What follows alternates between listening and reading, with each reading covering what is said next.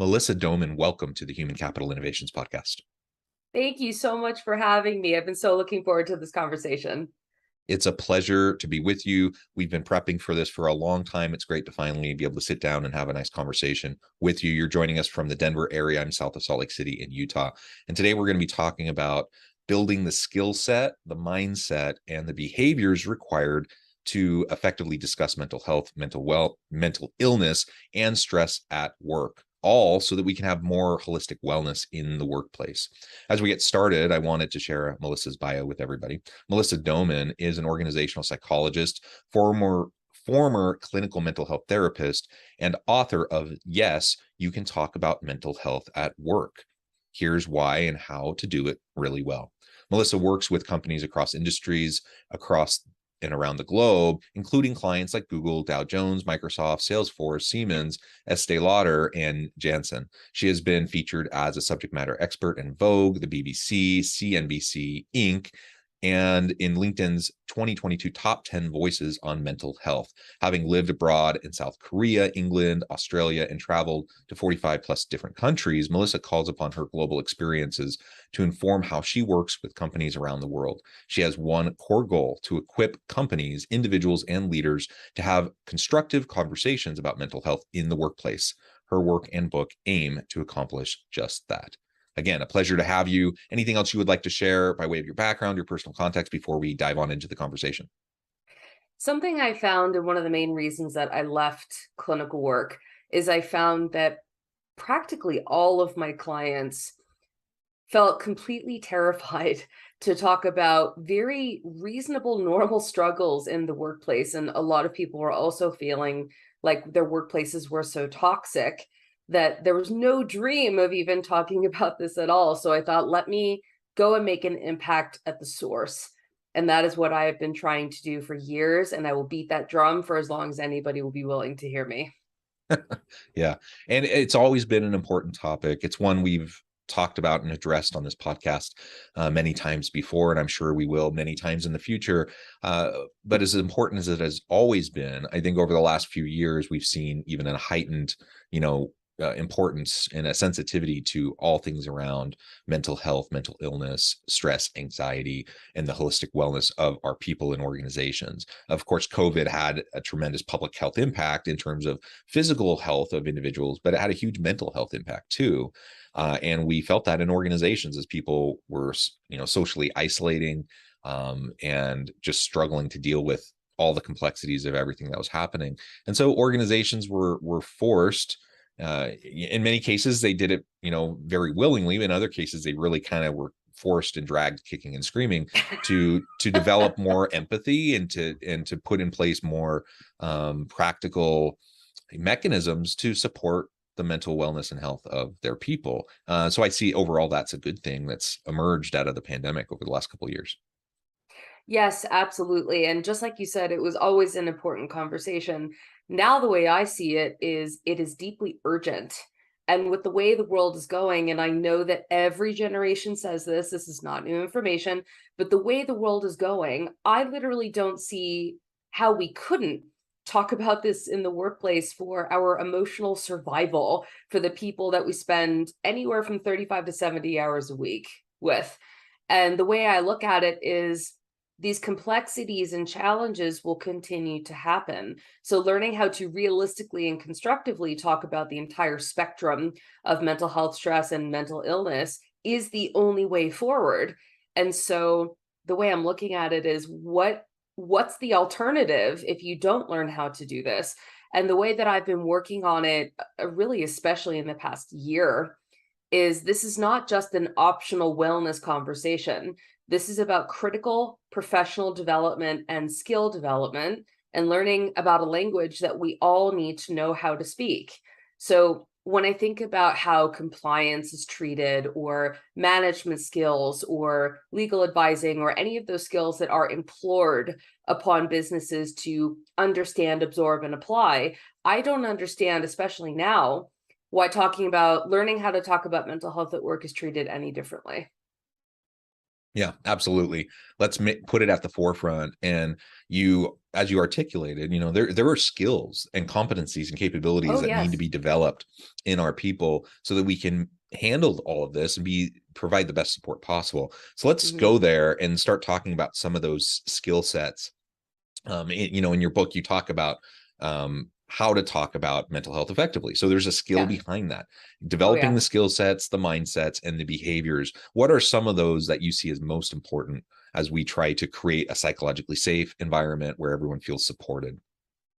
So while I deeply appreciate that a lot of my industry colleagues will jump right into, okay, let's learn how to use this skill set.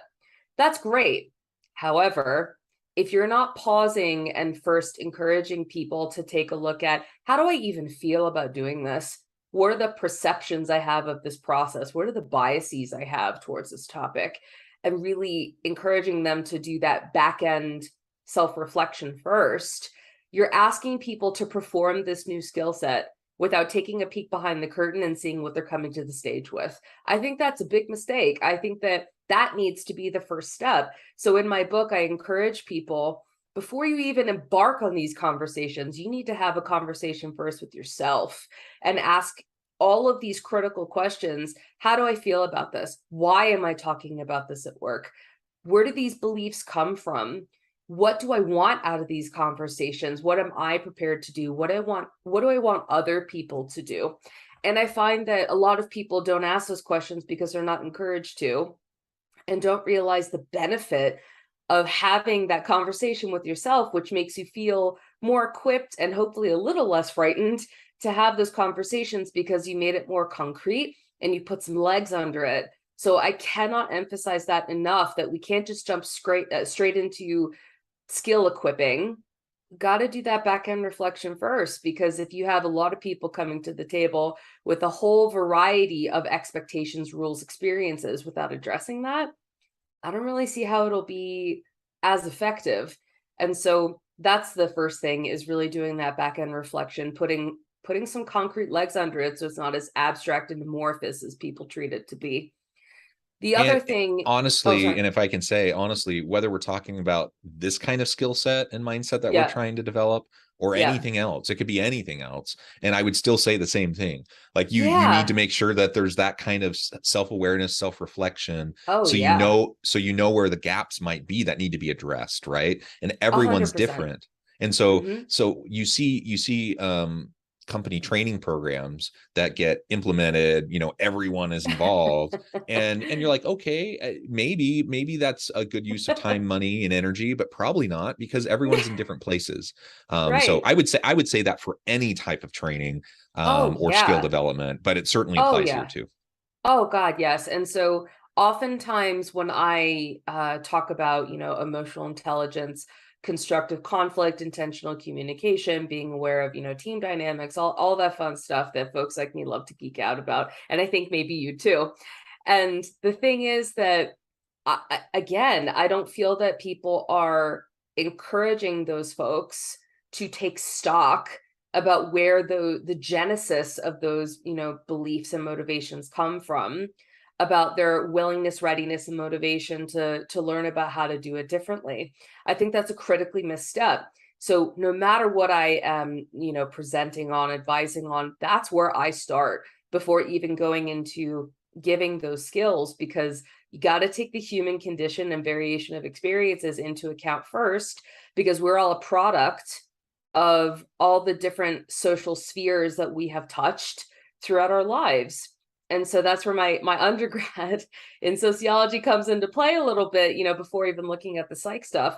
And I think it's absolutely critical, because I often find that for conversations like this, that people are encouraging sharing because you should be able to share. And I get that, and I agree. However, I would say the more effective and long-term and constructive way to look at it is, yes, I want to do this, but I want to do it with purpose. So I need to take some responsibility and figure out, why do I want to talk about this, to who, and what I want to get out of it. And so oftentimes I also write about this a lot in the book. I would say the majority, if not all, of the responsibility and onus tends to be put on the listener, the supporter. What about the person who's sharing? What about their responsibility in that two-way conversation about telling someone what they need, what they're concerned about, the type of support they need? And that's why I say try to answer those questions ahead of time, because if you go into it not being sure what you want or doing it in a state of crisis, your brain, the logical parts of your brain aren't functioning as well when you're in a state of crisis. So wouldn't it be more effective to try and answer some of those questions ahead of time, as opposed to doing it out of a state of desperation, which most people end up doing anyway? And then the supporter kind of looks at them. I don't know if you've ever seen Talladega Nights with Will Will Ferrell, Ferrell. and he kind of goes, Yeah. I don't know where do I put my hands? I don't know where to put my hands. And that's how a lot of the supporters feel when people come at them and they're like, I want to help, but I'm afraid if I move in the wrong direction, I'll scare this person off.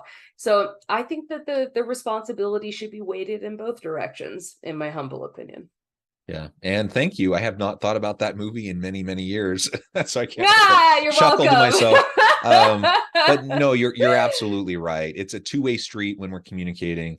And we also, context always matters. Someone's background and yeah. history, their personal context, the organizational and team context always matters. Systems always matter. And so we definitely want to be thoughtful about all of that as we start to think about the types of skills that we need to work on developing.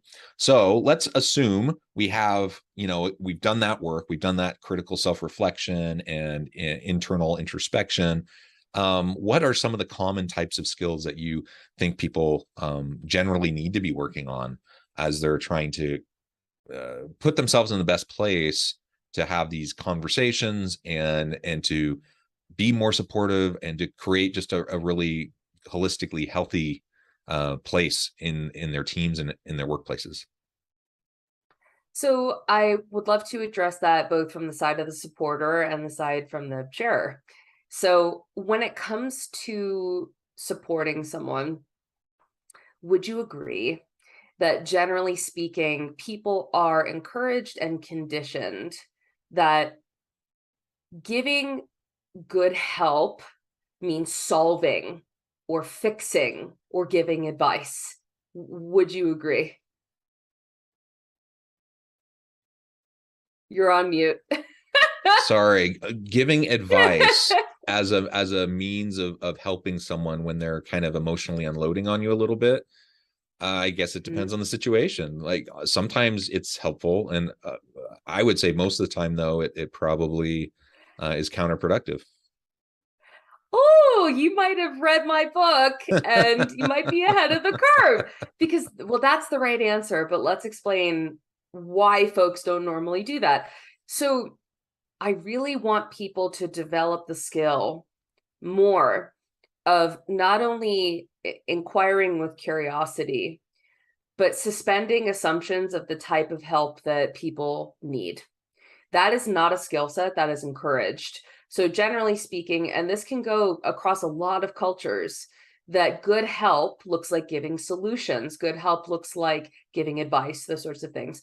So when it comes to being a supporter, I think developing the skill of suspending that assumption and suspending that automatic behavior is something to work on, and rerouting that into practicing asking open-ended questions and not making assumptions about what people need. You'd be shocked, although you in particular I don't think would be shocked, the number of people who walk around their entire lives not being asked, do you want me to listen? Or do you want help sorting through this or fixing it? The average person is not asked that because people just jump straight in. Oh, this person seems to be in distress. Let me give a silver lining or say why it's going to be okay, or offer what I did or what someone else did, because that'll help. That has to help. Well, not always. So I think that the first thing to do is practicing not fixing and making assumptions about the style of help, and inquiring with curiosity about the type that they do need. That is so incredibly powerful And I wish people would work on that practice more often. Another thing is I often notice that people really struggle with active listening as opposed to listening to respond. And you can often see that when you're speaking with someone, you see their face preparing to answer back to you, which will relay to someone who's trying to speak about their mental health, oh, they're not actually listening, they're just waiting for their turn to talk. And I know that everybody and their mother talks about active listening. I am not the first person to do this, but people still really struggle. They really struggle with listening to listen as opposed to listening to respond. And so I cannot stress enough, I'm the millionth person to talk about this, that active listening is incredibly important. And something else that I would also Can I recommend add is, there really quickly? yes, You're absolutely right. We need to listen, be present with the person, and help them to feel seen and heard, right? And we're not listening with an agenda, not listening preparing for the next piece of our own argument or our own solution or whatever. It's just a very different way of approaching that kind of a conversation. And so active listening, really attentive listening, is a skill that I think most people need to work on and develop. I was also thinking though about just distracted listening. So you may not be listening, with the intent of like preparing your next remarks or anything like that, but you may be distracted, and there could be 1,000 things that are distracting you. And Oh, I couldn't yeah. help but think about just a situation just the other day with my 15-year-old daughter, and I don't remember what I was distracted by. I was trying to listen to her. I didn't have any intention of like trying to formulate what I was going to say in response or anything. But something distracted me, and she said something that was important, and then but I she could bet she tell did. she could tell that I didn't like Dad, process it. you're not And listening. yeah, and she actually did that. She like grabs my head. She's like, Dad, you did not hear what I just said, did you? And I'm like, Get it, I'm sorry. girl. So, yeah, so good for her. Oh, But I was distracted, right? Whatever it was. And so yeah. we just try to be as present as you can be, try to tune out Oh, the yeah. distractions. I know the world's a crazy place. There are distractions all the time. Sometimes it happens Oh, yeah. regardless of our best intentions. And so when that does happen, like it did with my daughter the other day, I just say, sorry, honey, please tell me again, and try to make sure Don't that grab she your knows. colleagues' heads. Don't Yeah. don't grab your colleagues' heads, but same principle. Yeah. You're Absolutely. so right though, because people, even if you're having these conversations on Zoom or on the phone, people can tell when you are not giving the conversation the space and attention it deserves, or if you're checking email or checking texts or something like that. How would that feel to you if you're trying to offload about something that people are still apprehensive to talk about at work and they can tell that you're multitasking? That sucks. Even if it's not intentional, you need to give the conversation the time and space that it deserves. And something else that I think is a really good skill to practice more on like a meta level within an organization is oftentimes when we come to trying to encourage these sorts of conversations, there is a lens of unintentional toxic positivity that is entirely counterproductive to what we are trying to accomplish. So when we're creating an environment for constructive and healthy conversations, notice I didn't say the word positive. Notice I didn't say bringing our best selves to work, because those phrases really just make people feel like, okay, my actual experiences, even if they are negative, are not welcome in this workplace. They're not welcome in this conversation because it's not positive. Positive mental health and a positive culture, while it sounds great, is not the realistic goal. The realistic goal is that, did you ever see the film Inside Out, which we all know those Pixar and Yeah. DreamWorks films for adults? So that is based on real childhood development, and it's based on real neuroscience. It had consulting, psychologists, physicians on that project, and I really hope they make a follow-up. I'm desperate for it. But we come pre-programmed out of the box with a whole host of emotions for a very clear evolutionary reason, to tell us what's going on in our environment and how to respond to it, and if we need support from others. And the thing is that as we get older, that mood board expands. And what happens when joy kept trying to take over? Things got a little hairy. And so I think it's incredibly important to think about the messaging around the purpose and the intentions of these conversations at an organizational level, because people are not always going to show up with joy. People are not always going to show up with the other, derivatives of joy. So I also highly recommend everybody checks out The Feeling Wheel by Dr. Gloria Wilcox. You will be shocked the dozens and dozens and dozens of emotions that we are naturally pre-programmed with, half of which are actually pretty negative, and they're not clinical at all. So it's about encouraging people that you can show up to work with this full range of stuff, and that's okay. We need to normalize that talking about mental health at work is not just with this positivity lens, it's all of it. But what's most important is that if you're in the I'm not feeling good space, what are you going to do about it? I think it's sharing with intention and purpose. Sometimes people need a good old-fashioned word vomit. I get it. But if something is continuing, well, sharing is great, but what are you going to do to manage it? I think there's a big missing dose of individual accountability to not only talk about mental health, but to manage mental health. I think that's a huge thing that's missing, and I'm constantly raving about that because, HR can put out these initiatives, they can give these educational programs. I just spoke, at the SHRM Foundation about this a couple of days ago. But if people are not tasked with the individual accountability to learn how to do the skill set for this full range of experience that we have, it'll die. It just won't succeed.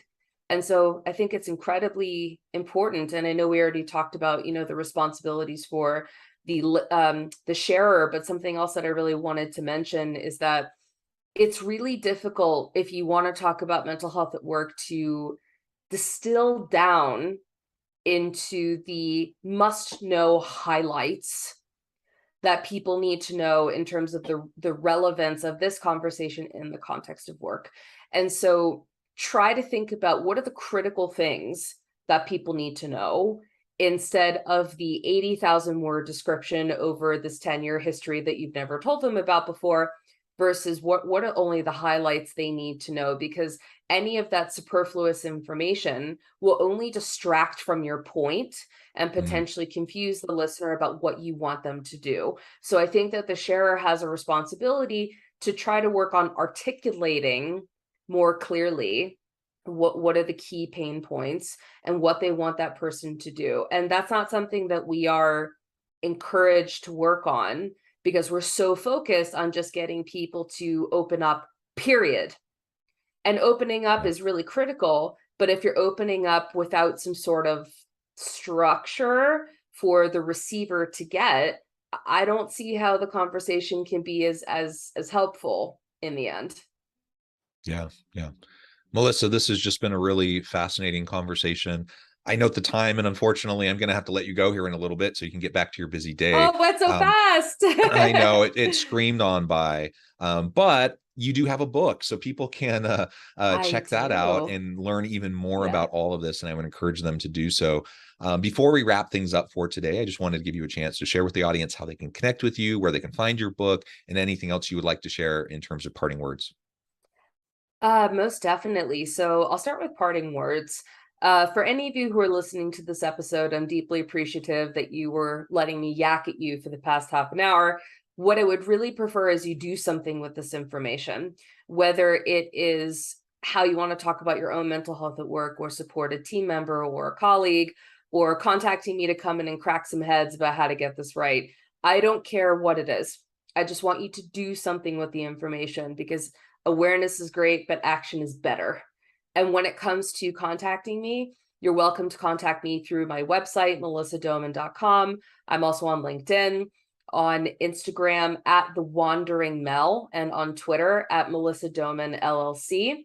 The stuff that I do to provide for organizations is strategic advising, keynotes, panels, seminars, and just coming in and helping people understand that these conversations don't need to be so scary. And in fact, they can be quite incredible.